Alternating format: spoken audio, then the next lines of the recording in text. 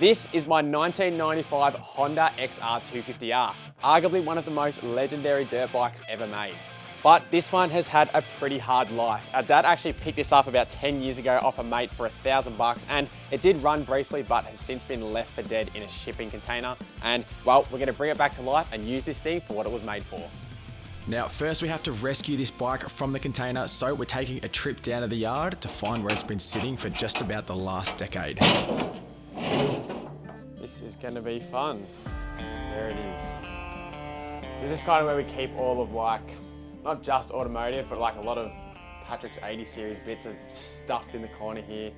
And the suspect XR250 is in here as well, amongst all this other junk that we're gonna have to move in order to get it out. So I got started removing anything between us and the bike, and before too long we had our access to the XR250.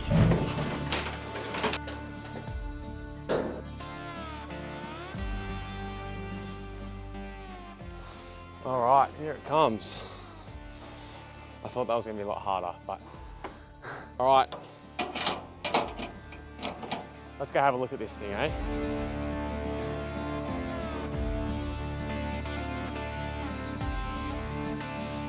Now here on Aussie Arvos, we haven't really done much to do with bikes before, but this has been a project that I've wanted to do for the longest time, as it's been sitting in the container for 10 years. And I think having a cheap and reliable dirt bike could be a great tool to have alongside the four-wheel drive to do some exploring, in places like the Vic High Country, for example. So the plan for this old XR is to tear it down and rebuild it into not, a factory condition or state, but I'm more concerned with getting it running and riding correctly and maybe cleaning it up a little bit on the way as well. As you can see, when it got parked up, it was in a pretty sad state. It's pretty rough. And as for the engine, I don't even know if this thing still runs, but we'll get to that shortly. Now, the first step was to give this thing a good clean, as it had been sitting for a while and had built up a lot of dirt, grease and grime. So I hit the bike all over with some degreaser, which should help to loosen up some of that grease and oil, and then I could hit it all with the pressure washer and blow it all away.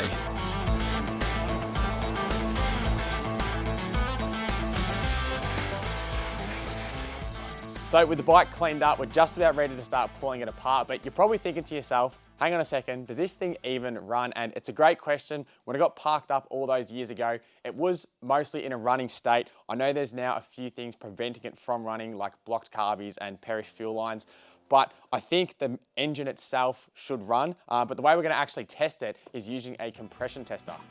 So this is our compression test kit, and this allows us to assess the condition of the engine without actually opening up and visually inspecting it. So we've got a pressure gauge as well as a few different adapters so it can fit into our spark plug socket.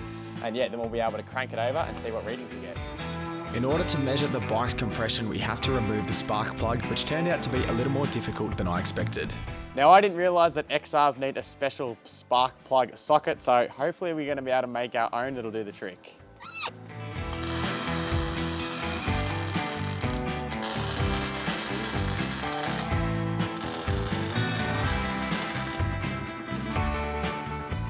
Improvised spark plug socket. Let's see if it worked. I hope this works. Ta-da! Pretty good. All right, now hopefully we have a socket that fits that socket. We can get this off. Almost out. Oh, hey, we got it. Oh, so this is our first sign of the, what I suspect might be happening inside our engine.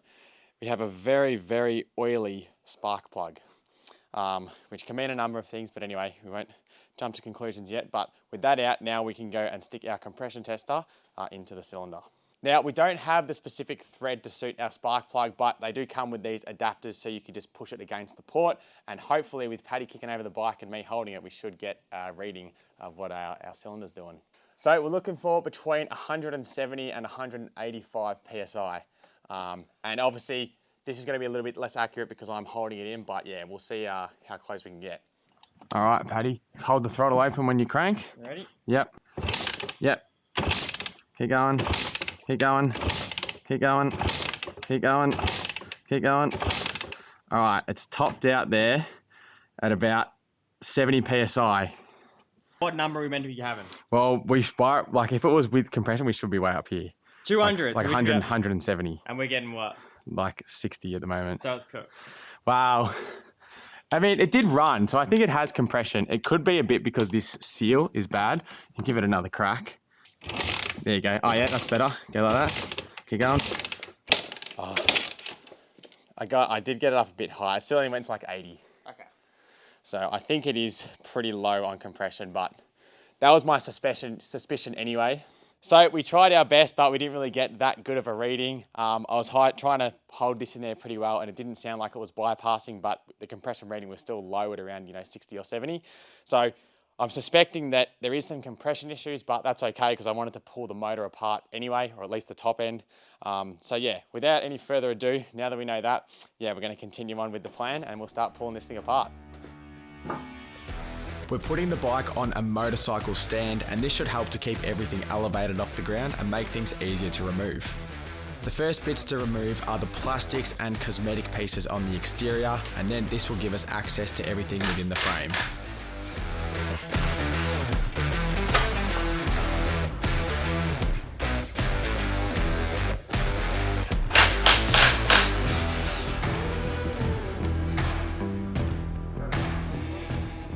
Most of these plastics come off with ease, and before we know it, the bike is already looking a hell of a lot different.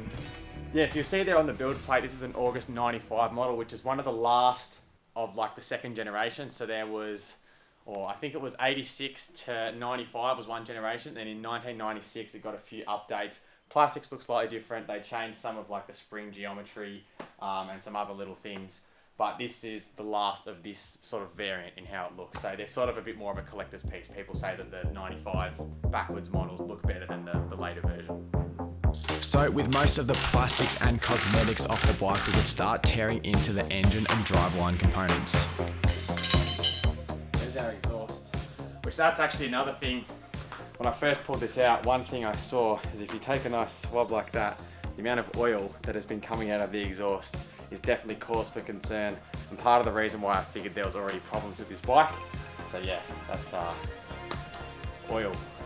It's so funny working on cars all the time. You get used to everything so big and heavy and massive amounts of force required. This, it's like you can walk around the whole thing in like 10 steps, if that, and like everything's nice and easy to get to, like for the most part anyway. And yeah, it's a lot easier. Like we'll have this thing stripped down in no time, I reckon. Now this is all pretty new to me because I guess I've never worked this extensively on a motorbike. Like I've pulled a carb apart, a handful of times. But yeah, I'm pretty much just having a crack and figuring it out as I go. But I've watched a bunch of YouTube videos on these things, and luckily because they're an older bike, it's kind of like Patrols and Land Cruisers. They're pretty basic, which is cool. So yeah, hopefully it should all come apart with a fair amount of ease. But yeah, it's literally just unbolt things and it all falls apart. Although the bike was coming apart easy, I knew it wouldn't be long until we discovered some further issues with this bike. I just noticed that even this whole top tube is like cracked. I think this is a metal frame though. Yeah, it is. So like a steel frame. So I should be able to weld that all back together. I don't think I need a alley weld. So all fixable, definitely. I'll probably send the frame off and get it like sandblasted, and then bring it back straight over. Perfect. New tool time. Look at that. There we go. Now the bike's pretty quickly coming apart. Before I start taking the wheels and stuff off and it's a bit harder to move around, I'm just going to quickly pull it off the stand and actually drain the oil, just so if I go start disconnecting stuff I don't lose it all everywhere. But yeah, we'll quickly spin it off. It should only be like 1.5 liters in it, but it'll probably be pretty grubby. I don't recall this thing ever had its oil changed, but that's kind of what XRs do a lot of the time, is just run on the same oil. But yeah, we'll swing it off and we'll check the oil. I don't know what size it is.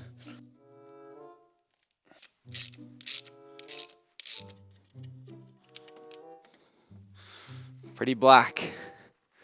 Pretty black. Or at least it's got oil in it, I guess. Not much by the looks. How much is it meant to have? Bro, there was like no oil in that. I'll have to double check how much it's meant to have. That was like, that's like 200 mil, if that. Maybe it's not that much. I don't know. It's probably all leaked out. It's probably all burnt over the years. So yeah, we might pull this bike apart and it might be way too far gone. Like, that's an honest reality. How much oil in a 1995 XR250R? The oil capacity is typically 1.7 US quarts, 1,600 milliliters or 1.6 litres. So 1.6 litres is meant to be coming out of this. She might be a dead bike, you never know. Wow, what I probably should have checked was it still on the dipstick? Which it probably wouldn't have been. Well, we'll know pretty quick if this is dry. Oh, it was just on there. Just on the dip. It was just on the low level. So we'll see. It might be cactus. Well, at least it had some oil in it. Didn't have nothing, but look, it's pretty grubby. So that is a very small amount of oil. It's not much. Hence why the exhaust was so oily, because it's all just blown out of the tailpipe. Anyway, see what happens. So with doubt now in our mind that this bike would actually ever run again, we continued ahead and started pulling apart the front suspension.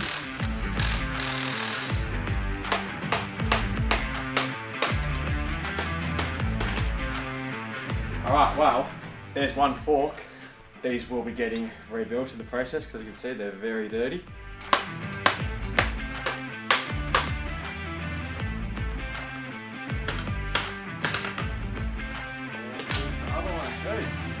So as far as rear suspension goes, you pretty much just got to get this main swing arm assembly off, which is this big alloy piece here, and it works like a lower control arm in your four-wheel drive. So at the back, as the tyre wants to move up and down, that's its pivot point or where it swings from, and it's obviously dampened by this shock absorber or this coilover in the middle.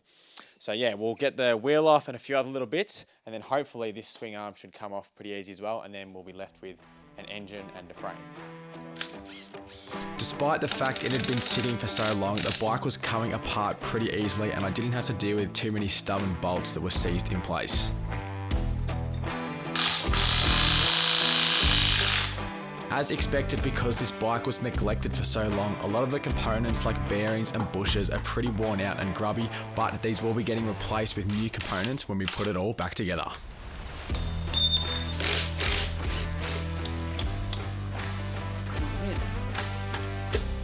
That is a long bolt. That is a very, very long bolt. Is it straight? I think these can, along with some of the other ones, they can bend. Looks pretty good though.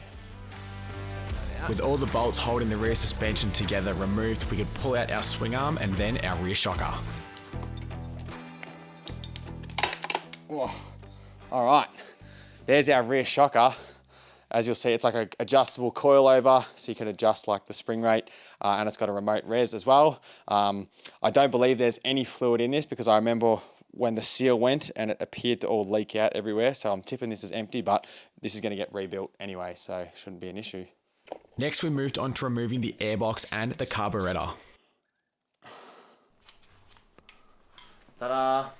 So that is our carburetor, and that's responsible for all our fueling. As you saw there, this thing is like, it's jammed. I mean, I don't know if they're meant to be that tight, but I can't even move it with my hands, which doesn't seem right to me. So that'll definitely be getting rebuilt. I can already see how crummy it all is in there. Aside from a few little things, I guess handlebars and a few clips and stuff, really the next thing that wants to come out is the engine. So there's a few little things we've got to disconnect before we can get this engine out of the frame. We've got a few cables like the decompressor cable, clutch cable, as well as a few oil lines, you know, some other little bits and pieces. And then hopefully with all that removed, this engine should come out of the frame pretty easily. But, you know, fingers crossed, it never usually goes that way. So we'll see how we go. I went around and removed any lines or cables that linked the engine to the frame, and then could move on to removing all the engine mounts before we were ready to remove the engine from the frame.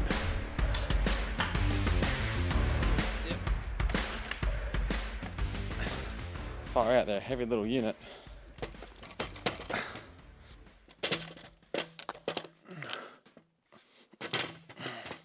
Oh, here it comes. It's like delivering a baby. It's like delivering a child. Except it weighs 30 kilos.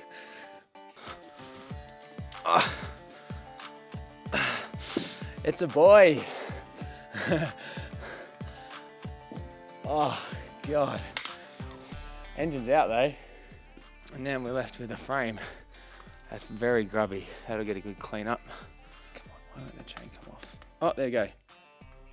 Chain is off. I don't know how stiff a chain's meant to be, but that's very greased up. But as long as it's not worn, it's probably recoverable. It just needs to be like soaked in some sort of degreaser and then re-lubricated. Oh, bit of oil leaking. Oh, golly gosh. Oh, the mighty 250cc. So we managed to get the engine out of the bike and we've got it up on the bench.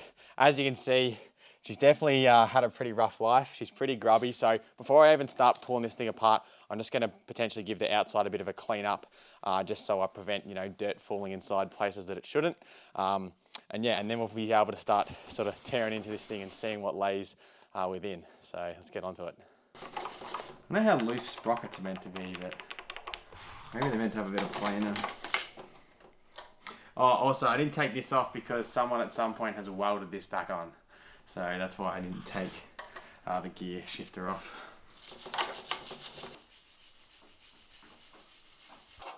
Oh, fire out there, heavy. So we've got the motor out, it's cleaned up a little bit, well good enough anyway to start tearing it down, and this is the bike pretty much 90% torn down, but we've got the most important bit out, which is the engine, and this is what I'm really concerned about in inspecting the condition of, because it's going to determine how much work we have ahead of ourselves to get this thing going again. So we're going to start pulling it apart. We'll sort of start with the valve cover, take the head off and that. We're going to sort of refrain from touching the bottom end unless we have to, but yeah, there's a few bolts to get to our valves, and yeah, we'll start pulling it apart.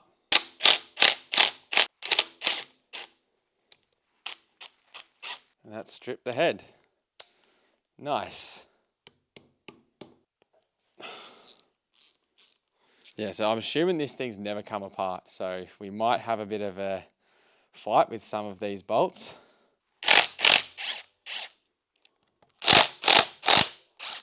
So I've got one bolt in the valve cover that the head has been mangled by, I don't know, someone or something. So to try and get it out, we've got a set of these bolt extractors from King Chrome, and I hope this works. It is an 8mm and it is an 8mm head, so with any luck, it should extract the bolt. So we'll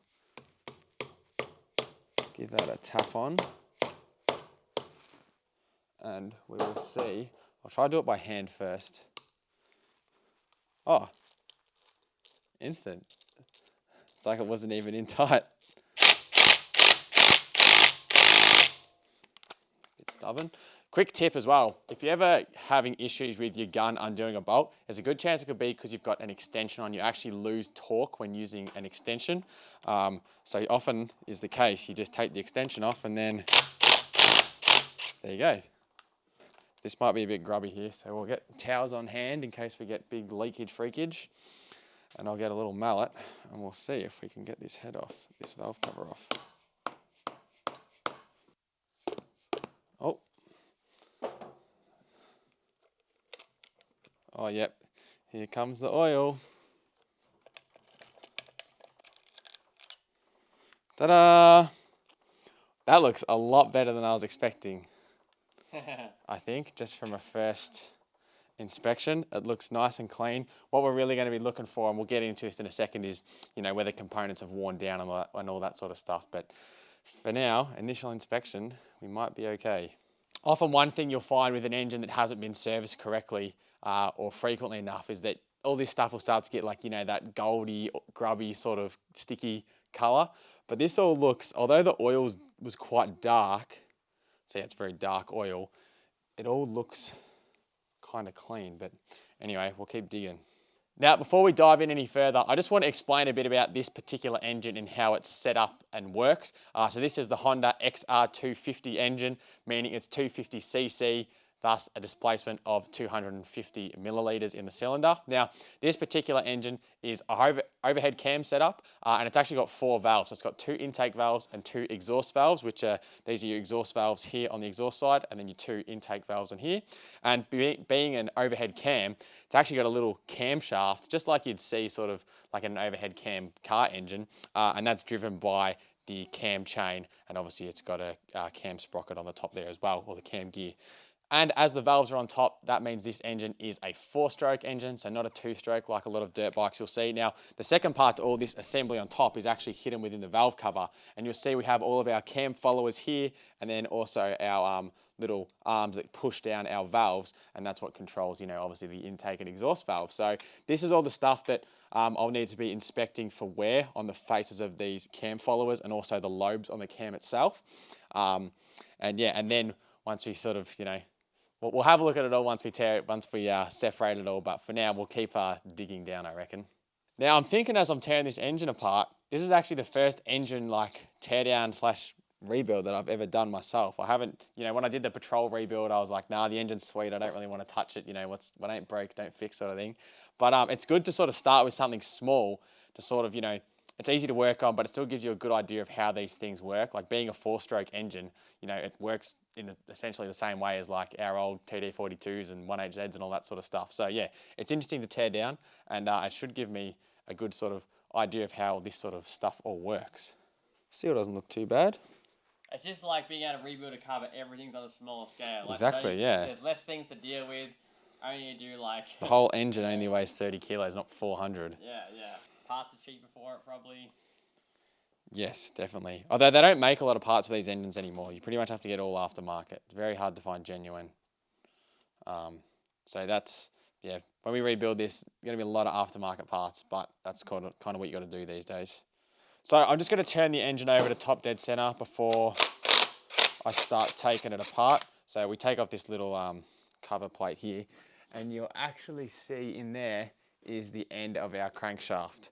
So we should be able to get a socket onto that and cycle the engine over, assuming it's not, we kicked it over, so it was obviously working, but when we spin the crankshaft, you can see our cam gear turns.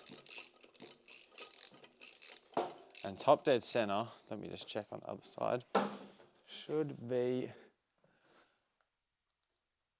pretty roughly there. So our next step is going to be to get this camshaft out, as well as the cam gear and the cam chain tensioner. And then with all that out, we should be able to pull this cylinder head off. Getting the camshaft out can be a little bit fiddly, mainly due to the cam chain tensioner, but with a little bit of work it comes out, and then we can have our first look and inspection of the camshaft. Now, mechanics out there will know better than me, but from what I understand, and based on the evidence I saw, if any of you saw when Dan rebuilt his Patrol engine, the cam lobes were like chewed out. They were like all off-shaped. They had like pitting in them and stuff. So I'm going to assume that if this doesn't have any of that, then it's doing okay. So on first inspection, feels pretty good. Can't feel anything with my finger. You can actually measure the cam as well, which we might try and do. There's tolerances in the manual that tell you, how much you can have, worn down on the cam before it needs to be replaced. So we might try to do that as well. But for now, we'll get this out of the way, and we'll start working on getting this head off. These are our little pins that stop the cam from sliding out of place. Well, it's a good thing there's a bit of oil in here, because based on what we saw come out of the engine, which was not much, I was worried that all of this was going to be very dry, but it does still appear to have been lubricated, which is good to know. So hopefully, stuff hasn't worn out too excessively. Now, being that this is the first time I've torn down an engine of any kind, let alone a motorcycle engine, I'm very closely following the Honda manuals to make sure that I disassemble everything correctly and to avoid creating any more problems for myself. Removing the head is fairly straightforward and just requires removing the head bolts as well as a couple oil lines, and then it should come right off. I reckon this cylinder head is about ready to come off, Paddy. Let's see if it wants to come off, hey? Oh, yeah, that's all right. That's our old gasket. The dirt in there is probably just from me dropping it in there, so don't worry about that too much. Now, the thing we're probably really interested in looking at here is the underside. And this is, and you can see, so straight away, the problem that this engine had was that it was losing oil, and there's a number of ways that, it was coming out of the exhaust, and there's a number of ways that can happen. It could be escaping past the rings in the piston. It could be going via the valve stem seals. Yeah, there's a few different ways. It could have a head gasket leak, all sorts of stuff. So you can see the amount of oil that's been in this cylinder to gum all of that up like that. We'll keep digging deeper and then we'll inspect all the components.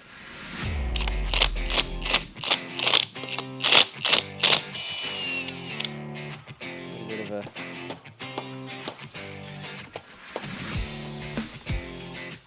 All right.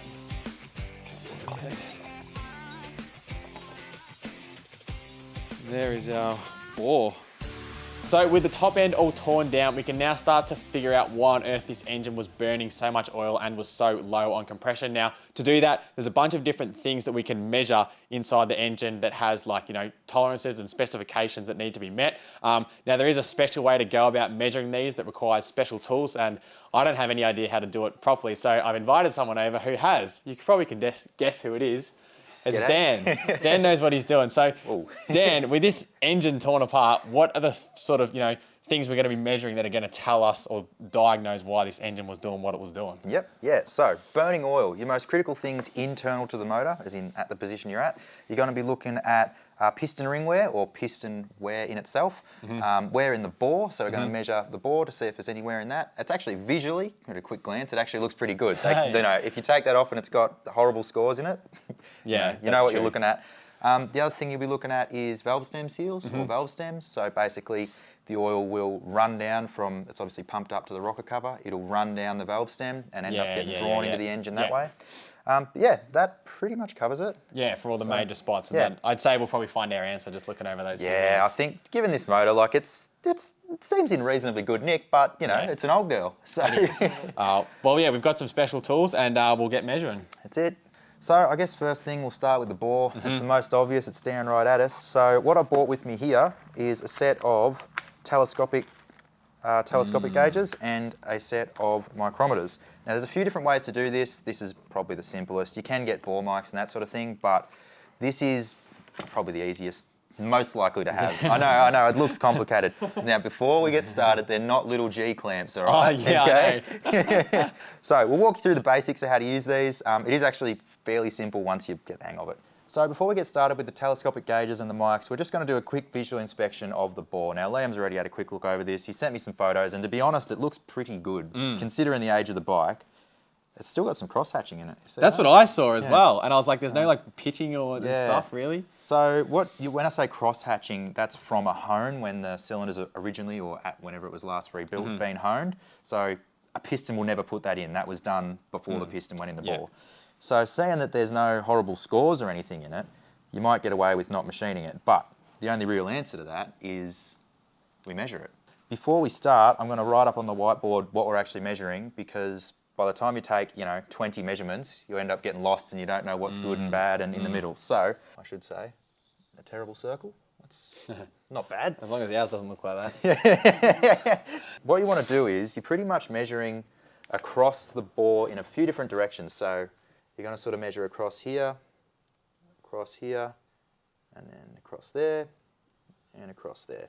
And the point of that is that the piston hasn't necessarily worn in every direction evenly. It started off as a perfect circle. It was machined as a perfect circle, but has it worn into an oval? Has it? You just don't know. So, and then the other thing we're going to do is we're going to measure it different steps down the bore. So not just at the top or just at the bottom, but we'll get into that. So we'll start at the top of the bore with the telescopic gauge. And I'm going to show Liam how to do it, and we'll see how quickly he picks it up. It's relatively simple. So these are a telescopic gauge or a spring gauge, you might have heard them called. So as you can see, they're springy. They've got a little lock on the top of them so that as you do it up, you nip it up and then It holds its position. So the right way, or the way I've been taught and the way I've always used these, is you leave it loose so that it's springy. You sit it in the bore like so, and you leave it on a slight angle. We'll go to 90 degrees like that. You leave it on a slight angle, right? Now, as that sits, it's measuring bigger than the bore because it's on an angle, right? Then you nip it up just slightly, not tight, and then you roll it across the bore. Too loose, see? Sprung out. Oh, so that it grabs at the it picks point. up the narrowest point. Yeah, gotcha. So if we nip that up a bit more, and we roll it across the bore like so, then when you take it out, it'll hold that measurement. And then, you take your mic and we measure the telescopic gauge. So right there, you are at 74.0, 2. I'm glad you came and measured this because I'm sure I had a quick play around with the verniers and it was Yep. different. Yeah, so So the verniers will give you, at least you'll know, has it been bored Yeah, out? it was in half a mil. Has it been ripped to the biggest bore? Yeah. Because I suppose we should probably explain that you can overbore this. It's not like, it's worn out, bin it and get another one. Nah, that's it. Yeah. You essentially get a bigger piston, bigger rings, and you bore this out more. Yeah, yeah. But you can only do that so many times before you run out of wall. run out of wall. Yeah. So, it's being that it's 74.02 at a glance, It's been bored out. I to dare say it's 74 mil. Yeah. If that's a 74 mil piston. Yes. Now, did we look It at does the say numbers on 74 at the end. There is a 74 on there. It yeah. does say 74. Because if that's the case, then Dan might be saying, hey, Liam, whack a hone in there, Yeah. get a new set of rings. Well, that's and best fire case. away. Yeah, exactly. Yeah. If it's been remachined and it is slightly oversized because it's been machined, Yeah. then you should be happy to just hone it out Yeah. and happy days.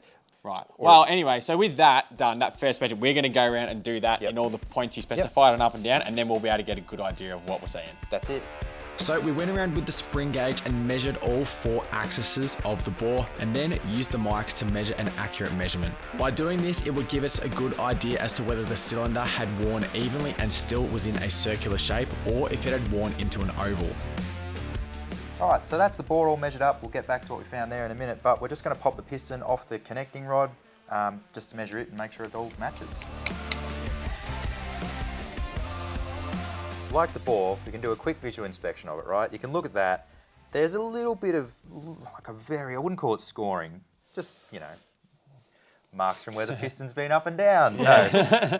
Look, there's a tiny bit of wear in it, but then in other places, you can still see the machining rings. What you'd be I don't looking know. for is like big, gougy score marks. If this was a race motor or, you were, trying to do a triple backflip on it tomorrow, Wow, the other we'd thing... probably put a new piston in it. The other thing but- to consider as well, because there's meant to be obviously oil between that and the cylinder wall, I imagine. Yep, yep. Yeah, Only well, splash. I didn't tell you the part where me and Patrick drained the oil. I reckon about 600 or 700 milliliters came out, and it's meant to Lovely. have 1 point something. Lovely. and it's like, it looked like it came out of the TD42, not even kidding. Perfect. So there might have been a bit of an absence of oil Mate, pressure or lubrication an there. XR. For a bit. But exactly, yeah. So with the piston looking pretty good visually, we gave it a double check over with the mic and we were pretty happy with the results. to be honest, I'd run this. Yeah. Yeah, that's what That's we wanted to hear. That's what we like to hear. No $400 piston kits. Hell yeah. Again, This is the point where Dan tells me that you didn't have to pull the engine apart. if you're burning oil and the bore and the piston look good, like in an ideal world, this is how an engine would always wear. The rings are the part that wears the most. They should be wearing the most. The only reason that this would wear before the rings is if it was full of dust.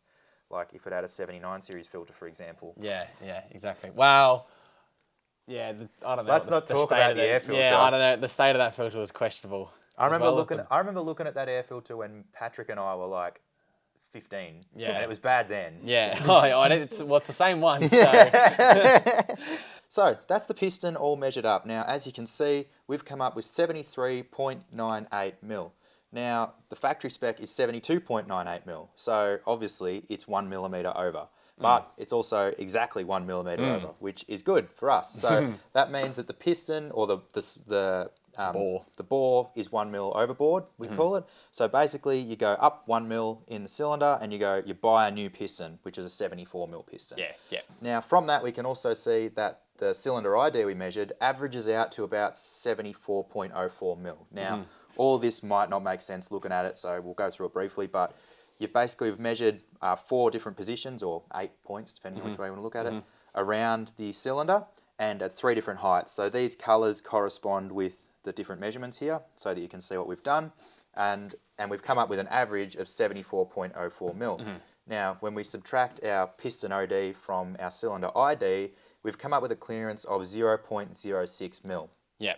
Now, that is on the edge of the factory limit. Yeah, the standard limit. what they deem, appropriate Yes. is 0.015 to 0.045. So we're Yep. 0.015 outside of that. Yeah. But the service limit, on the other hand, is 0.1, which we're well under. Yes. And that's the point you know, based on what service limit stands for, at that point you need to get it fixed. So we haven't reached that yet. Yeah, yeah. So if you had just like you just finished machining this motor and everything was brand new, and you come up with this number, you've mucked up your machining somewhere, basically, yeah. right? So being that, you know, this piston's probably been up and down a million times, I'd run this. I'd very happily run this piston. Like, most of your wear is going to be in the rings. The bore looks in good condition. The piston looks in good condition. And most critically, it's within the service limit, which, as you said, service limit is called that for a reason. Yeah, That's where we need to start replacing parts. Yeah. You're under that. If you were going to go nail backflips on it or ride it around the world tomorrow, the sky's the limit. You can, you know, rebuild the whole thing. Do a whole lot of stuff. Spend 10 grand on an XR250 motor, go your hardest. But for what it's doing, I think it's going to be just fine. Yeah. So moving on to the piston rings, which, as I said, they're kind of the part you'd expect to wear the most. They should be the part that wears the most in this whole setup. So the recommended or factory ring end gap is 0.15 to 0.3 of a mil. The limit is 0.4. Now, Liam's measured the piston rings at 0.7 of a mil. Yeah. So way out. Way bigger gap. Like double the high, more than double the high end of the factory gap. Yeah. Now, given that the piston rings are supposed to do the sealing of compression to oil and oil to compression, that's fairly obvious that that's what's causing, that'd be a fair part of your oil burning issue. Yeah, I would say. So you're going to get blow-by and you're going to get oil in the upper cylinder. Yeah. You're burning oil. The only other thing, which I guess is the next thing for you to check, Yes. is your valve stem seals. You're going to pull the valves out Yeah, anyway. well, so I was going to put a top end kit through this whole thing anyway, and I've, you know, valve stem seals are just something that comes with it every time. So they're going to be replaced regardless, but I'm assuming they're going to be pretty worn anyway. Yep. But yeah. After our successful analysis of the piston and bore, I then got Dan to have a look at the camshaft and cam followers. Now, the cam did come in outside of spec, so we'll have to get a new one before we can reassemble. So I guess the takeaway from what we've done here is that, yes, there is a tiny bit of wear in the motor, but it's within service spec. As you expected, the piston rings are the part that's worn, so I guess good news for you, mate. Yeah, I guess the next step is to jump online and start purchasing some parts so I can stick this thing back together. That's it. Get into it. So with the help from some specialist tools from Dan, we figured out that this engine does have a few little kinks that need to be ironed out. But, you know, it's really sort of maybe asked myself the question, is it worth saving? Obviously, there's a couple little things that need adjusting, but I still reckon it's worth putting it together. It's an old XR. They're reliable as all heck, and I don't think a few little tolerances here and there are going to stop it. But you can let me know what you think in the comments below anyway. So we know we need to replace a few things like piston rings. Obviously, you're going to need new gaskets, a bunch of other different parts. So that's going to be the next step, is ordering a bunch of different parts so that we can stick this bike back together. So if you want to see that in the next episode, make sure you click subscribe and give this one a like. And yeah, can't wait to start rebuilding this thing. It's going to be one hell of a little bike.